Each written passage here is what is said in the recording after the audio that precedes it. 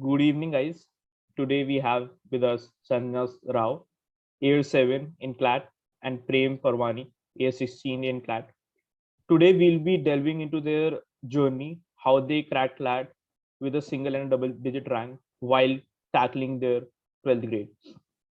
So hello Sanjana and hello Prem. Hi.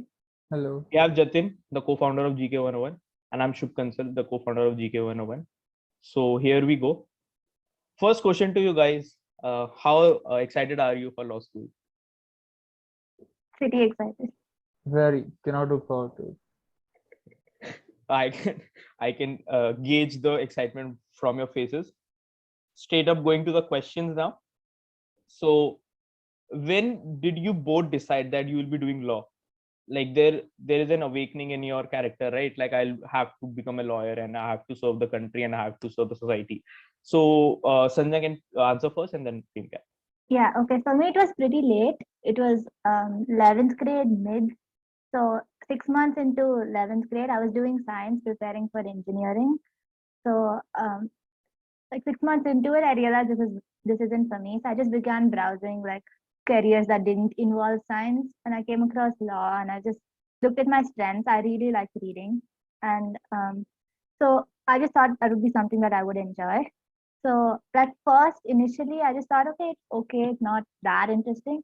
But as I delved deeper into it, I started to really enjoy it. So that's when I knew that's what I wanted to do. Okay. Same like me. I also took science first and then changed to law. What about you, Prem? I was fixated from the very beginning. I made my decision when I was in 8th grade. It was premature. It was based on limited information, but I stuck to my gun. So I remember in 8th grade researching consortium. I mean, there was no consortium at that point. I was researching CLAT papers and I was trying to figure out what was going on. I remember picking up CLAT 2017 and solving English passages in 8th grade. I didn't do any preparation whatsoever back then, but point is I was always fixated. I knew I wanted to do law. It was also supplemented by my argumentative and opinionated nature, so to speak, at that point. And I went to monks, I went to debates, and I knew that in the end, this is what I wanted to do. I enjoyed the reading as well, so I stuck to it. When was the first time you actually started preparing for it? Like the first holistic step towards preparing for CLAT, you enrolled in a coaching or something like that. So what was the first step in your preparation?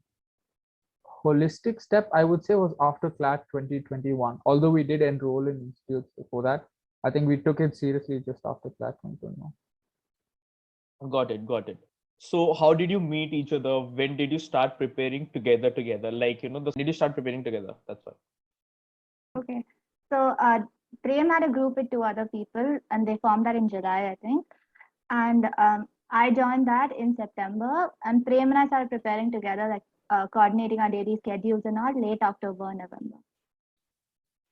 Okay. So further into that questions, what was your first step while you started preparing for CLAT? Like, what do you think was your first step, and how would you explain why would I started preparing with this subject, or why would I go for this subject and started preparing for it? Like, what was that first step you took in furtherance to your CLAT preparation? For me, there was no particular subject. It was mocks. We just started taking regular taking of mocks, like according to a schedule. Okay, so you started taking the mocks from the beginning itself, from the initial phase you were giving mocks. Yeah. 11th grade, I didn't give that many mocks, maybe 3 or 4 overall total. But like as soon as CLAT 2021 got over, I was taking like 3 a week regularly. For you, Prem? Yeah, it's about the same. We formed the group, I still remember, on July 29th. It's the World Tiger Day. After we formed the group on July 29th, we started preparing for GK for the most part because all of us were good with our verbals. Our verbals weren't bad. So we started preparing for GK. Our first proper step was forming a GK compendium in which we could compile everything. We got this idea from Nidhi and Sukha. They were AIR-2 and AIR-5 respectively at 2021. So we got this idea from them, and the 3 of us initially started in July. Sanjana joined around October, and all of us worked on this compendium together. I would like to see that compendium if you may. Yeah, sure. Should I present? Yeah. I'll give you the presenting rights. If you are not able to, Here. you can, I think. If you don't have the permission, you can. Yeah. Is this visible? Yeah, it's visible. So we had 73 notes in total, and these were divided into broad subtopics. So if, for example, if we had something related to the European Union, we added to the EU note, something related to space, we added extraterrestrial. Budget had a note of its own, Russia had a note of its own, Quad had a note of its own. And each of us were given a color. So I was black, Sanjana was given blue color, Kedar was given red color, Anirudh was given dark blue color, and all of us worked on this one note together. So we'd Can you find all. explain like what was the process as to how you compiled it? Like there must be a process, right? Like how would you compile it? So can you make us go through that? Okay, so it started out with us sitting down and saying, okay, how do we do this? So we had a few meets. It took out quite a while to figure that. In the end, we came up with a source-wise distribution.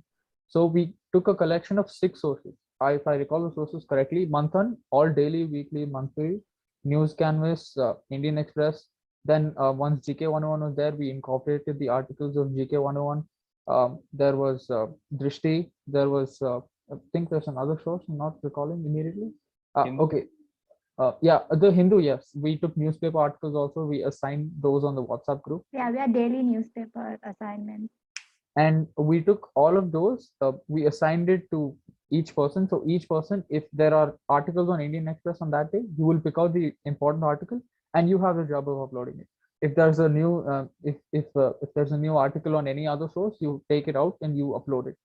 That's how it went for all of us. So all of us knew broadly where each note was. So if I knew that census was on population and citizenship, I knew that if there's a quad meet, means it has to be there on the quad note. So we didn't really have to ask each other where we're putting the information. Sometimes there was some confusion, but for the most part, we every day we checked our sources, whatever important information we find, we put all of it here. So if I wanted to know anything about the census, I just had to come to this, and this has all the information that's available on every source. So you compiled it to one place, like you didn't have to make it another again and again, because Exactly. like almost every topic is related to some topic in the making, right? Like let's say we are talking about green hydrogen, so we'll be taking at a climate, we're looking at change at a large, right? So it's a very important when you are interlinking GK topics, and I think you did a fabulous job of making them. So now, what was your point of view while making them? Like Prem told about his, like what was yours?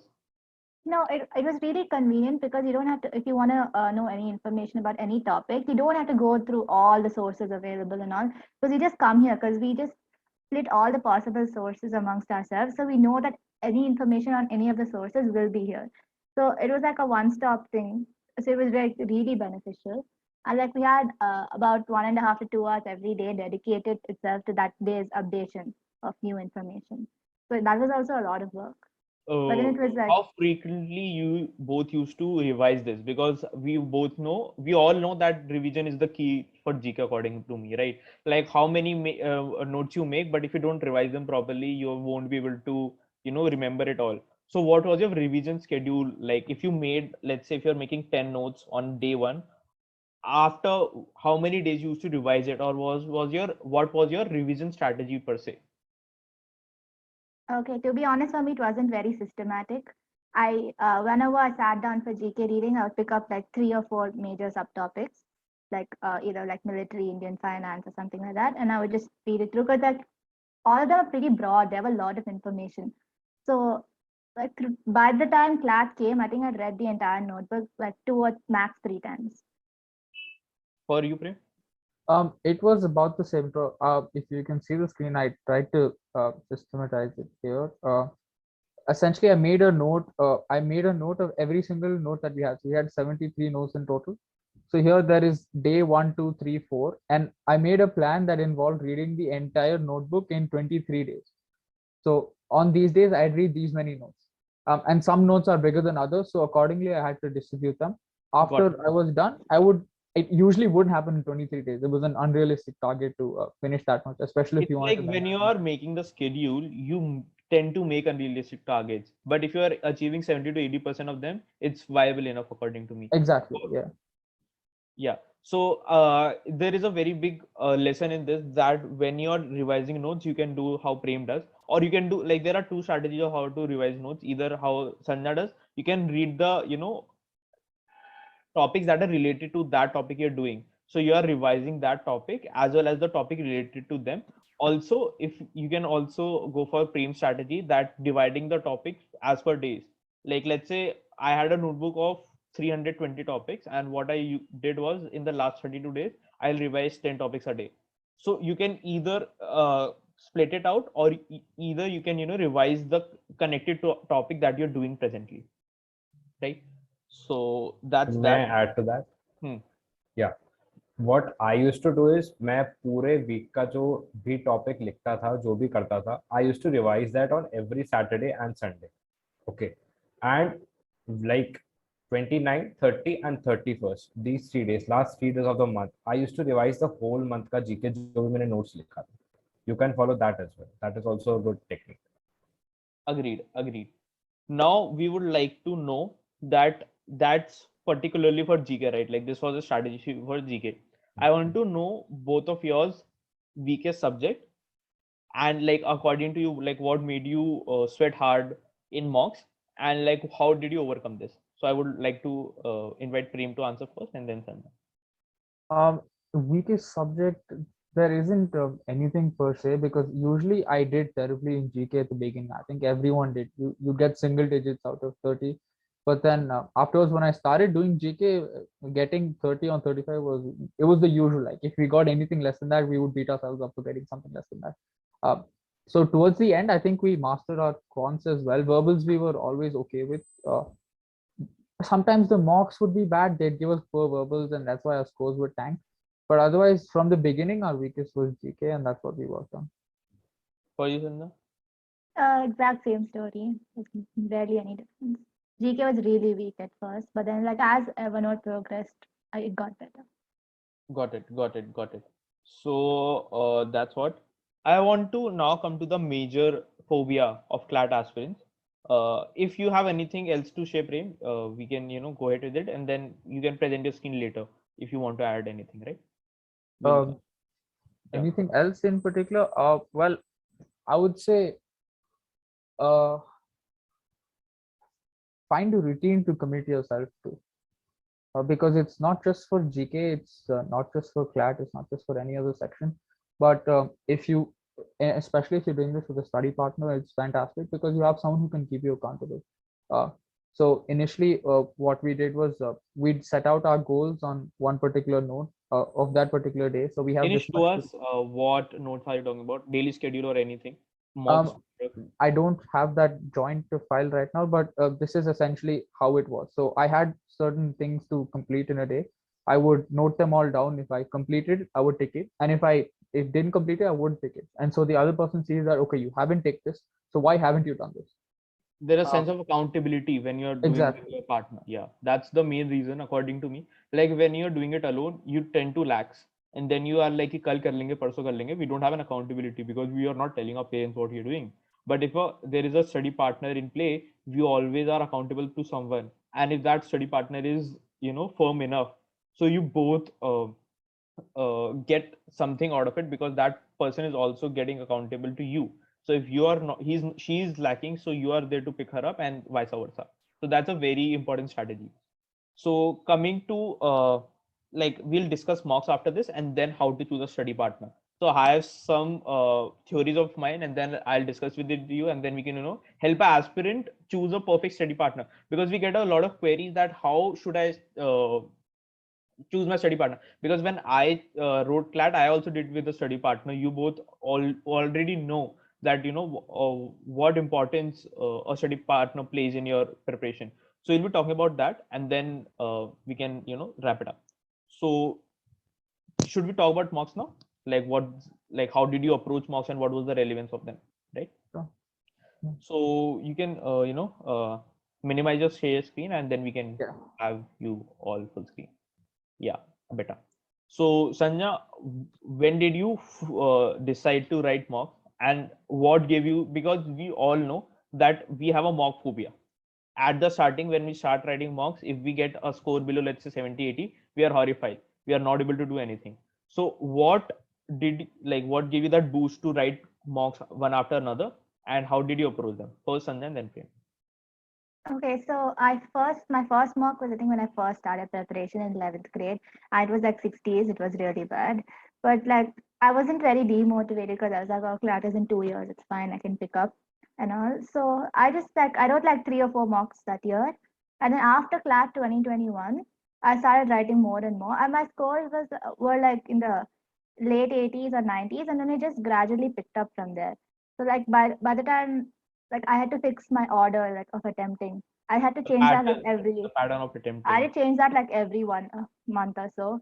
I never had a constant order. Like So what was the pattern did you write for CLAT? Like what was the pattern? for CLAT, Hmm. I first attempted half of legal, then Okay. I did one set of quants, then I did the rest of legal, then I did one more set of quants, then I did logic, then GK, then the last set of quants, then English. Damn. My God. The point that you remember it now, Is it is in the actually rank 7. Like CLAT was like 3 or 4 weeks later, I would have changed it again. I just kept changing it So like that. you were a Prem. I Yeah. have few things to add there. Do not be deceived by Sanjana's first mock 60s because she didn't take that mock seriously. She didn't attempt 3 sections and mock. She didn't attempt 2 sections and mock. She still got 60. And with regard to her sections order, the thing about her is her speed is unusually fast. Is probably the fastest reading speed I've seen. So personally, I would not recommend trying to emulate that. My order was just taking it how the paper comes. So I take RC, GK, legal, CR, and math. Exactly how the paper comes, no deviation. Even if I was a bit tired, I wanted to change it up. I stuck to it. Sanjana has the advantage she can switch it up because usually after every mock she used to end up with 10-15 minutes extra. That was the usual for Yeah, her. I remember. I used to tell her to, take it slow. Not make mistakes, just take it slow. She used to wrap it up very quick and then, make some silly mistakes. I remember that. So there are two strategies here when you're attempting mocks. Either you have a set pattern, like I had a set pattern. It's your brain needs to make as much as less decisions in a mock. He wants like the more decisions you want to make on the questions, because like after all it's a decision making game, right? It's a game. A mock is a kind of a game, like you're making decisions one after another. So according to me, if you made less decisions in, let's say, setting up the pattern and everything, it gives your mind a breather. So either you can do the Sanjana way of making it a hot pot, just doing whatever you feel like, or you can have a very straight pattern like Prem, like ordered it out. You can have a order and then change a little bit. When I wrote my CLAT, like legal was so lengthy, so I changed the order then self, like on the paper. Like when I was writing the paper, I changed it there itself. So either you have to have that kind of flexibility like Sanjana has, or you have to have a strained pattern like Prem has. So you have to choose between, because it will, your pattern will decide how your personality is. Like if you want some flexible things in your hand that you are tired and everything, you can go for the Sanjana's way. Or if you are as smart as Prem, just writing it everything down, so you can go Prem's way. So not demeaning Sanjana here. We all know Sanjana got a better rank, so Oh, we know. yes, she's smart. Okay, agreed. So we'll go now. How you used to analyze it? Like, what was your analyzing pattern of the mocks and decoding it? Because writing mocks is the 20% of it, and what was the 80%? How you used to get the 80% of the mocks? Frame first. Okay, initially what we started out with is first we would analyze them as a group as well. So first we said, okay, you individually analyze the mock. First you go through the mock, look at every question. That's up to you how you want to analyze it. Once you're done with that and you find some objections in the question, you think this question might be wrong, then you bring it to the group, and the group used to sit for about 1 hour, 1.5 hour, and we used to discuss that mock. So totally we used to individually analyze for 1.5 to 2 hours, plus group also for about 1.5 hours. That's how long we spent on the mock. And I recommend this strategy to everyone that mock analysis has. I learned this from the LSAT. It's called the blind review strategy. So the idea is you don't know which question you got wrong.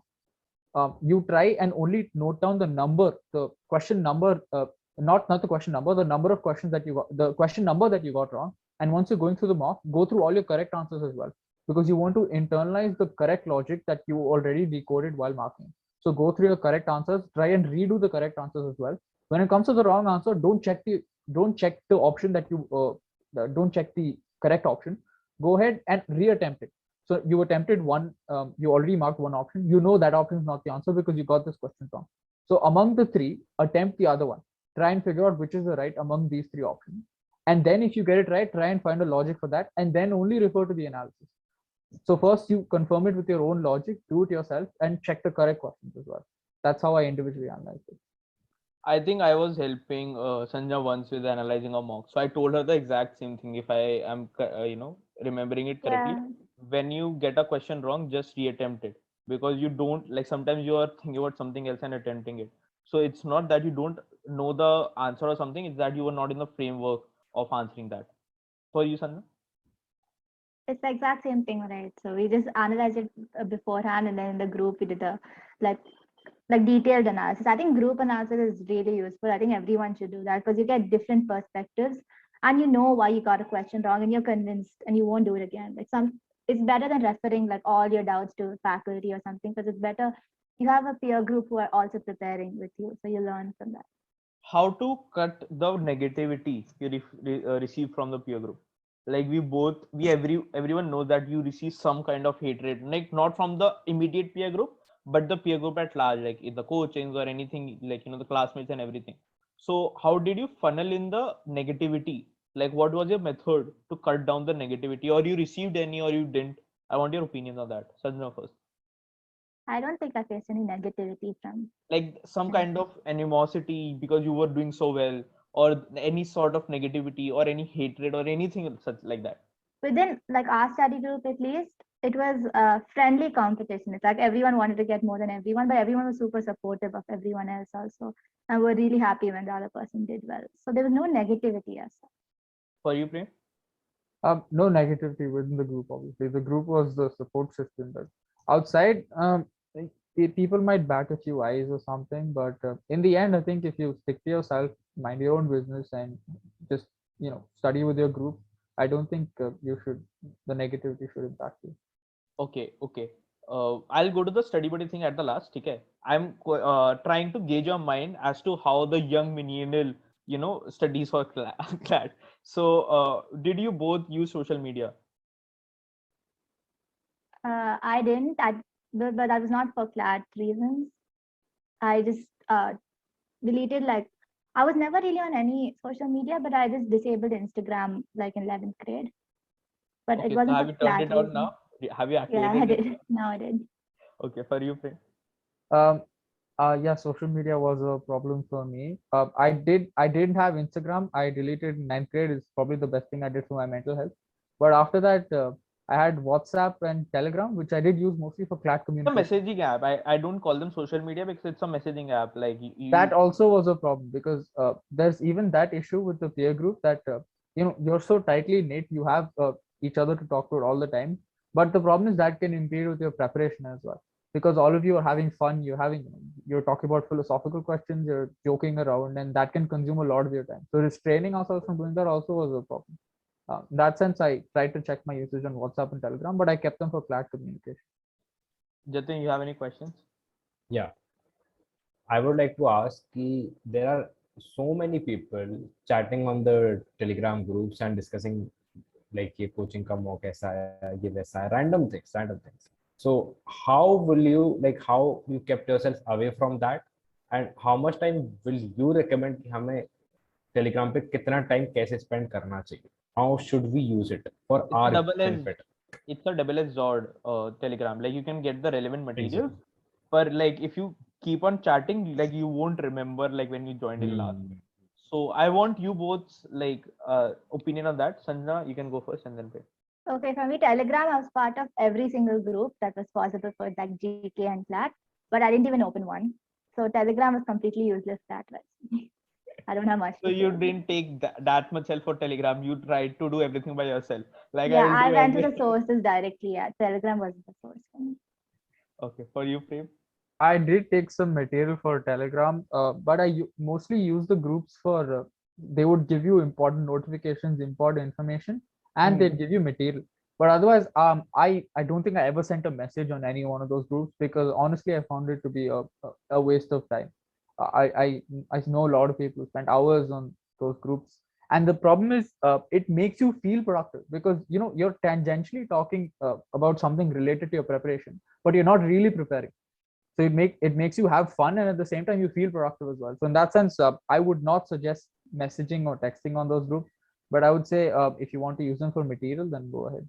That's a really good point, that you feel productive but you are doing nothing because these people Exactly. don't know anything. These people are as good as you.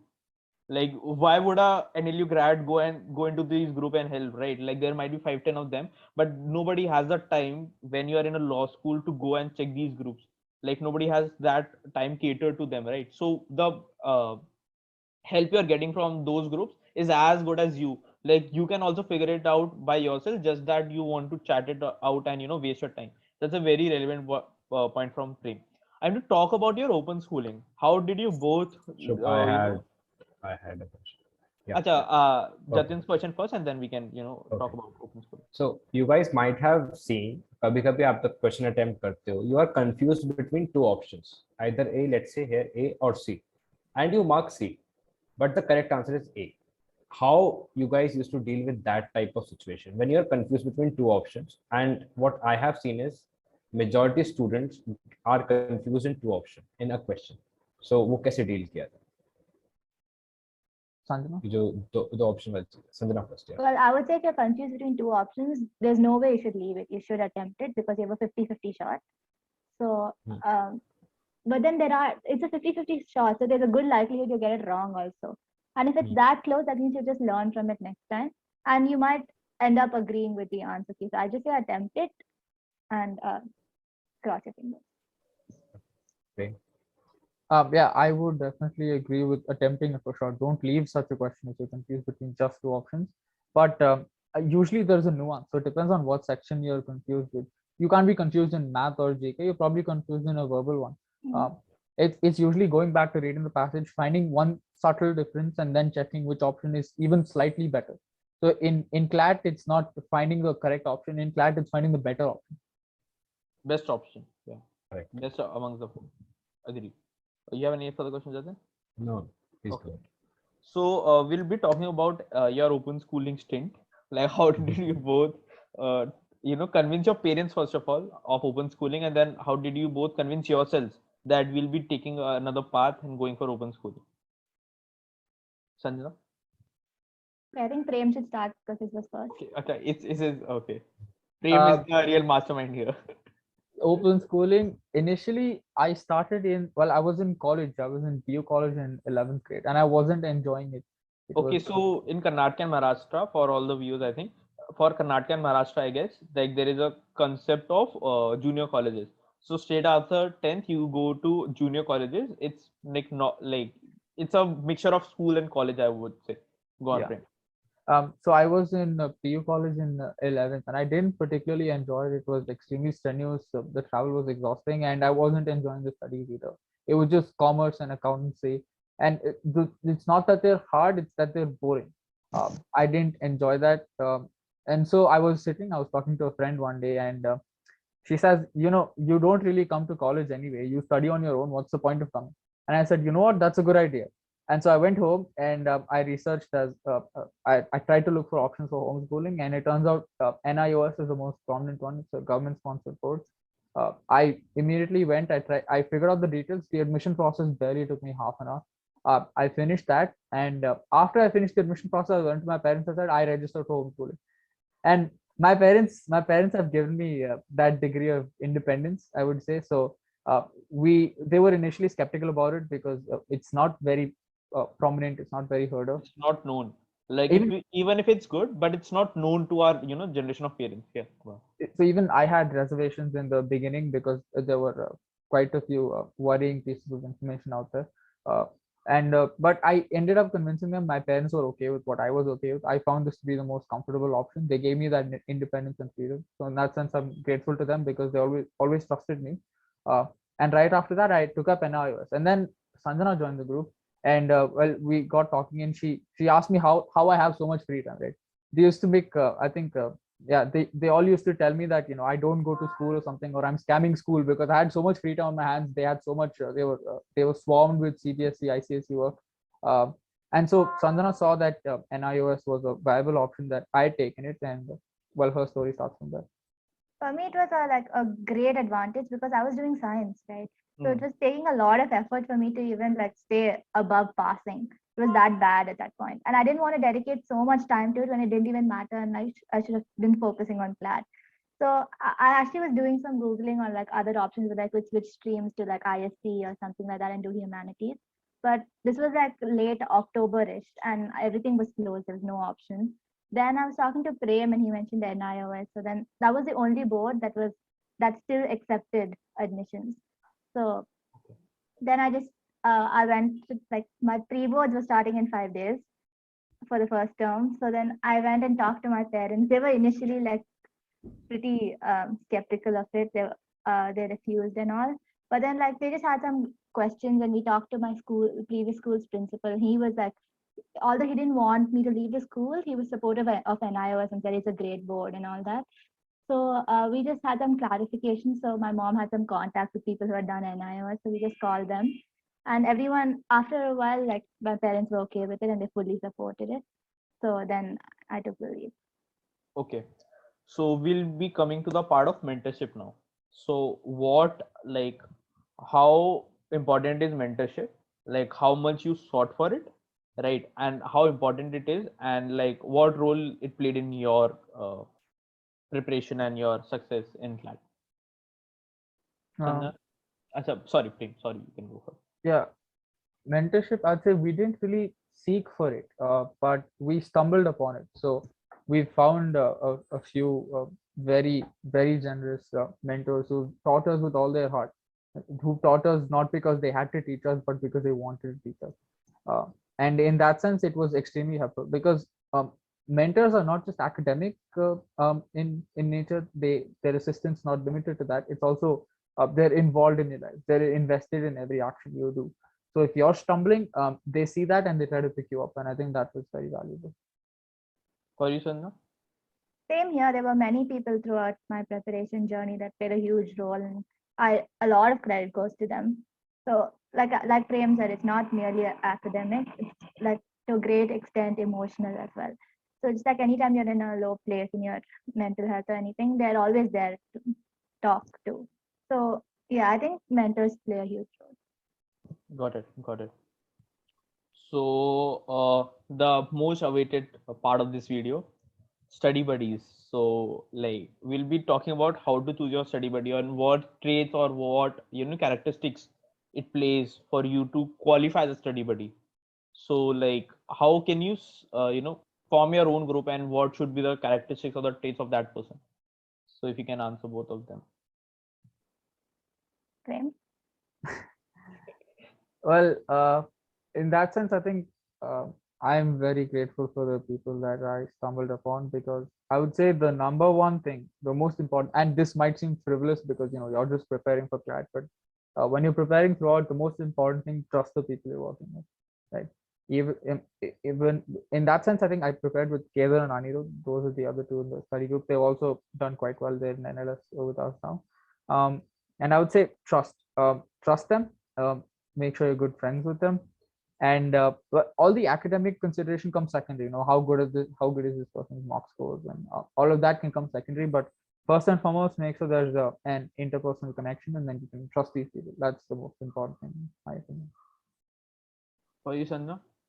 Yeah, I think trust builds over time. It's not like something you just look at someone and you're like, oh, I trust them. So it's a matter of luck actually. Like towards the end of my preparation, I was preparing with two girls, Amita and Adishri. So they got rank 14 and 99. So like you don't instantly know that, oh, you trust them, but that builds over time. So you like talk more and you interact more and you decide whether it's for you or not. It's not something you know instantly. Trust is important, but it's built over time, so it's not a criteria you can judge someone.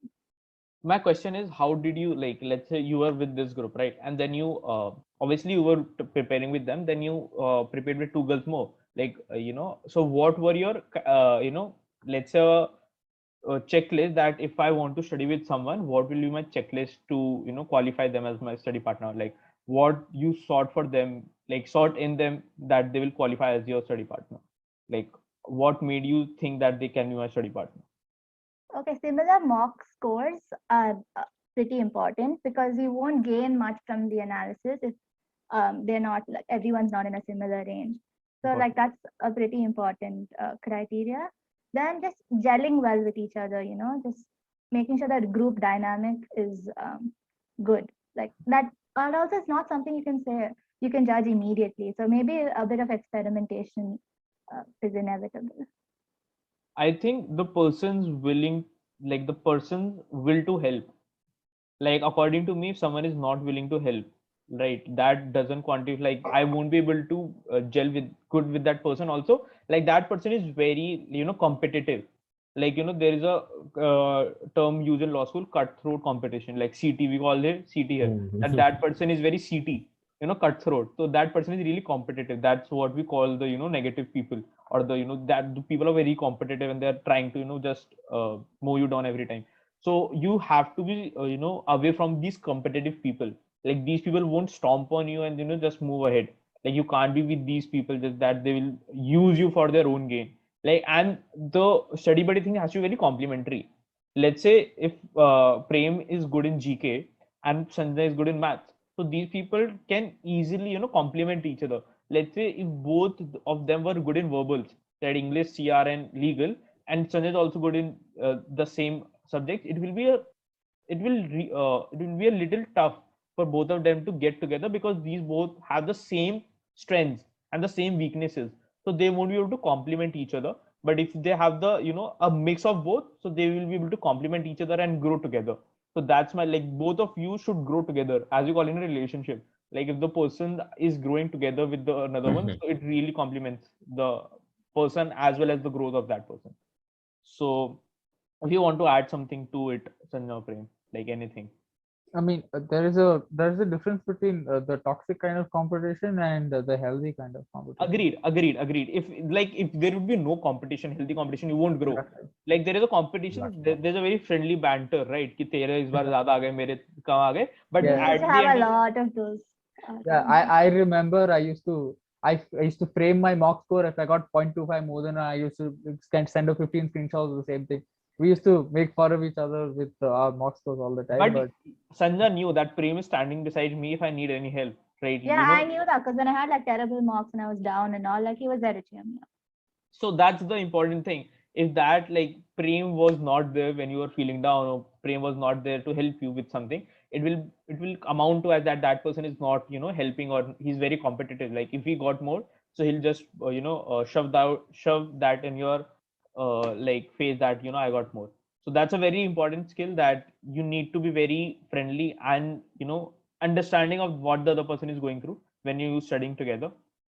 It really helps a lot, but as a caveat, it also wastes time. Like if you don't get the right set of people, you might be wasting a lot of time. So there should be a very, like, according to me, like you should study 50 to 40% in groups and 50 to 40% individually. Like there should be no, like, all together individual studies and no group studies, like, all together. What's your views on this? 100%. We realized this very late in our prep because our 100% of our prep was group. Any piece of preparation we did, it was with the group. And at some point, we found that was wasting too much time. Things were becoming very slow, and it used to descend into lots of casual. That's good, like you talk, you joke, and all, but we wasted too much time on that. So that's when we decided, okay, instead of meeting daily for 1 hour, we're going to meet 3 times a week, and our preparation will be more individual centric. We'll do more activities that are individual instead of group focused. You can decide, like, let's say you're studying GK, right? So you can have those group sessions, because in GK, when you hear it, when you discuss it, then you understand more. But let's say you are, I don't understand time, speed, distance, but Sanjana is good at it, so she can help me with the doubts and everything, but she won't be able to teach me. So better to, like, I will solve all the doubts and then I'll come back to Sanjana for all my doubts, right? So that's a thing you guys can do. Just don't base your all the prep on individual as well as group. Just have a perfect combination, and for everyone it is different. For me, it was, let's say, 30% group and 70% individual. I used to only discuss the mock scores with my study buddy.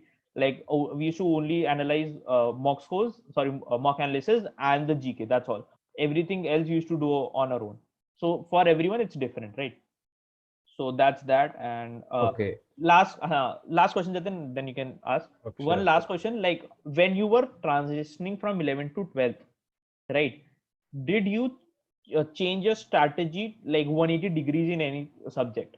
Like you were doing something and you just change it completely in any one subject or anything you remember when you're transitioning from 11th to 12th.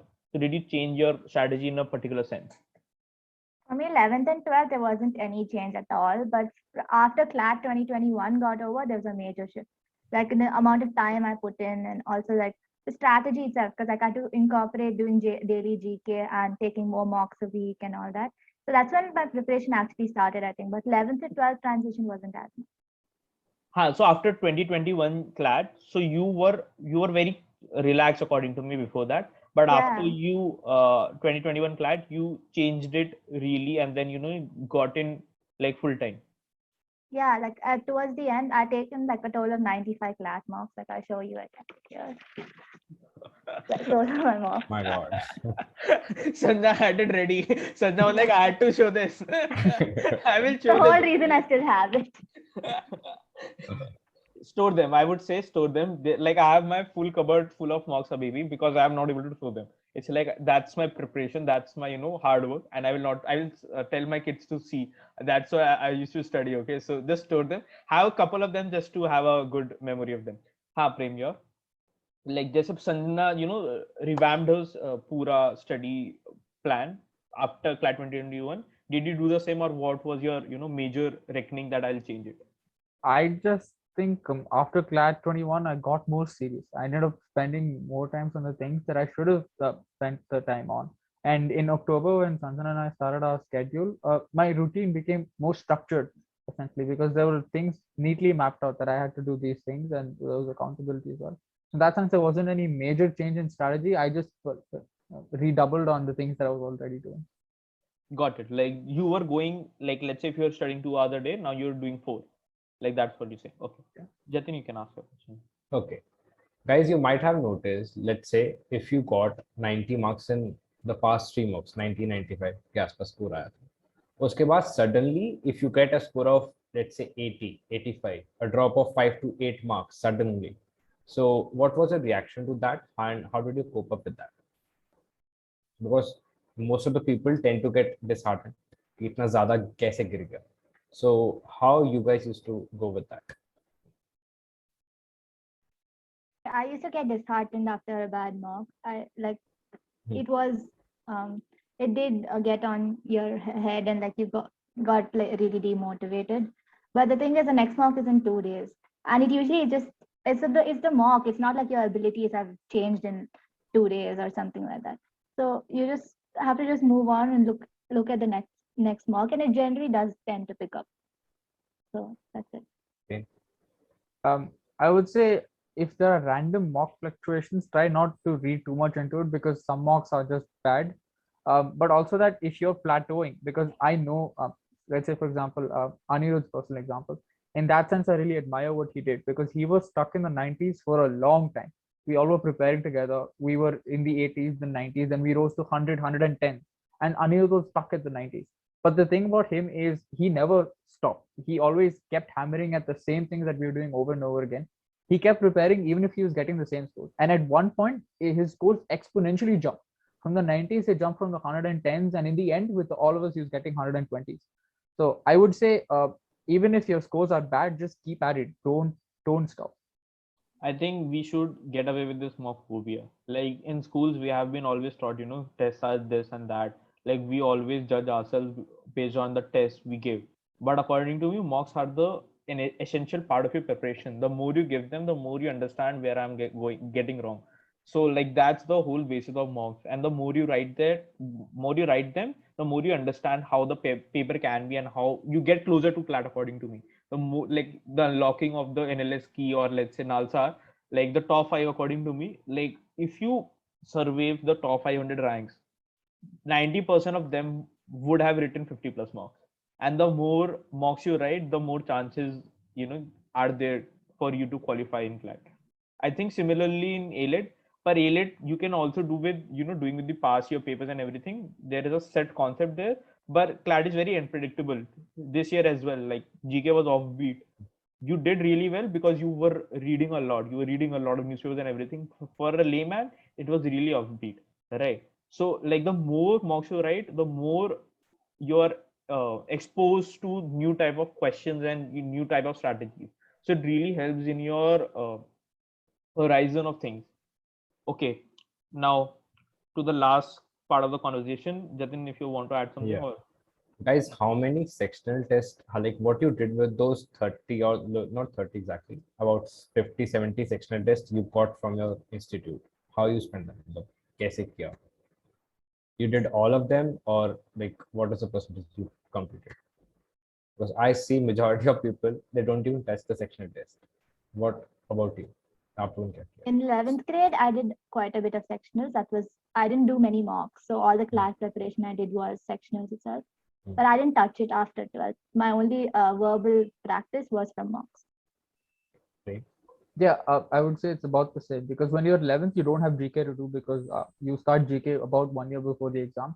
And at that time, they used to release what, maybe one mock in 2 weeks. So I was sitting free for quite a while, and the only thing I had was sectionals. So I remember, I think on one of the coaching institutes portal, I finished all the sections there were to finish. In the first year, I finished all the material that they gave. Second year, it was just mocks and GK. so it's a really good strategy. Like when you are going for 11 and 12, just finish all the static, basic, and sectionals. Like build on your concepts, give all your sectionals, and be ready for the sprint. Like play 11th like a marathon, and then run run 12th like a sprint. That's what would I infer from the things that both of the toppers told us. Last, how was GK 101, helping you guys? Like, what did we do right to help you? Or do you have any feedback for us? Like, what would you like to us to change? And any feedback, any criticism, any, appreciation you have for us? I would say, so what we did is essentially, I think in the beginning, Shubh, I think you began compiling a lot of articles from different sources, and our problem in Evernote was we had to, so we gave the sources to everyone, but the question is what topics to pick. The question is, what is the important topic? What should I enter in Evernote? And that was left to the discretion of the person who's entering it. So I think when GK 101 structured all those topics by collating it in the form of articles and then sending it, that was quite helpful. So I think Sanjana picked up GK 101 as a source, and Sanjana was updating the articles from GK 101. That was helpful. And I think GK 101 also released some mini compendiums on subtopics. I think I read ones on ABG shipyard, 2+2, quad. That was Test, also I helpful. guess. Yes, that was also helpful, and I used to add those tests and small compendiums on Evernote. Sanjana, for you? For me, like of course, the GK was pretty important, but there was also the personal mentoring, because like there was like all the mentors, they were there, like instantly reply anytime you need any help whatsoever, and they're always available. Even if you call them, they pick up, and like it's not just academic, right? So they would help you whatever personal issues you have. There is a difference between coach and a mentor, right? Like coach is only for your academic or for whatever the institutional needs. But when you call someone a mentor, these people are like responsible for your prep. Like I knew that Sanjana was lacking somewhere. I remember she called me around January 26th, and she was in a like bad mood. She like lost it in a mock. Like she got some 17 or 18, if I'm not wrong. Like you like messed up a mock, like if not 17 18 but around 50, and she No, called I up. don't think so. I said you did Okay. like there was something like you messed up a mock, and then you called me, and then you were like really in trouble and everything. So I was like, just give up on CLAT prep for a week. Like just have a chill bill, just start preparing from February 1st, because you need a break, because you're taxing yourself a lot, and you have been preparing well. It's not that she was not preparing well, just that she needed a break, but she was not able to give it. So I think like small steps like these just help you realize that where you can go wrong, and that's what. Yeah. So There's also the motivation factor, because there are also students in law university, so that is that's motivation. what that's also right. We are not as good as you guys, but Exactly. yeah, it was really nice. If you both want to give the last tip or anything you want to add, or any motivation or anything you want, as the last note, Prem or Sanja, that you want to give the aspirants of about anything. Prem first and then Sanjana. I'd say when I was taking the CLAT paper, even though I think the one good job the consortium did was that they didn't change the pattern. So pattern was exactly the way it was in 2021. And yet, even though it was exactly the same, it felt like it felt different from all the mocks I've taken. Something new. And that's because of the psychological factor. And so what I realized on that day was that the psychological factor is 60% of your prep. The academic is just the rest. In that sense, I would say prepare yourself for the day. Picture yourself, note things down as they would play out in the exam hall when you're doing them. So if I'm taking a mock right now, I'm going to maybe I'll put a mask on. I'll have the fan on. I will start at exactly 2 a.m. I will also enter the details in case I lose out on time to enter the details on that particular day. I will make myself feel like there are students sitting next to me. For that cause, if you're enrolled in an offline coaching institute, which I don't recommend, the test series are more than enough. But if you are, then you can go to their centers and try and take mocks, sit with other students. Also, don't turn on your AC when you're giving the mocks, according to me. Like, because Yeah, in centers there is a lot of heat and everything. In AC you're very comfortable, and then you don't have that same environment when you're writing the mocks when you're writing CLAT. Sorry. Anything you want to add, Prem, and then we can go to Sanjana. I usually see that the common advice is don't pressure yourself when you have a bad mock, but my idea is pressure yourself. It is important. Otherwise, you don't grow. And it's okay if you feel bad about a mock, because in the end, now that I'm looking back on all the mocks I've taken, it's so frivolous to think of a single mock. But back then, it was the most important thing in the world to me that I'd done bad in this mock. And I'm glad that I felt that way, because that's why I wanted to do better in the next mock, in the next mock, in the next mock. My ideology is that if you feel bad, do something about it. Just don't feel bad. Like, just don't cry about it. Either cry about it and get done over with, or just beat yourself up and, study 12 hours more. Just don't feel sad and do nothing about it. Just make some active, conscious decisions to not feel bad and do something about it. Right? Sanjana, about you? For me, I think even if you don't have a study group, like generally throughout your entire preparation, towards the end, I think it's important to have a group where you just quiz each other or just discuss GK or whatever, because you may have different sources for the GK, and like although you may both have done the same topic, there might be additional information that you wouldn't have covered. And it also helps with retention, because when you study GK in different ways, it helps you remember it. So I think at least towards the end, even if you prefer studying alone, it's important to have 2 people or 3 people to quiz with. Like I had Amita and Adishri. So for me, that my GK scores increased a lot in the last month, because that revision really helped me. Got it, guys. So here we were with Prem, rank 16, and Sanjana, rank 7. We are awaiting for the AILET results. Let's see what wonders they do there. And it was really great chatting with those cuties. And here we take a bit adieu and bye, guys.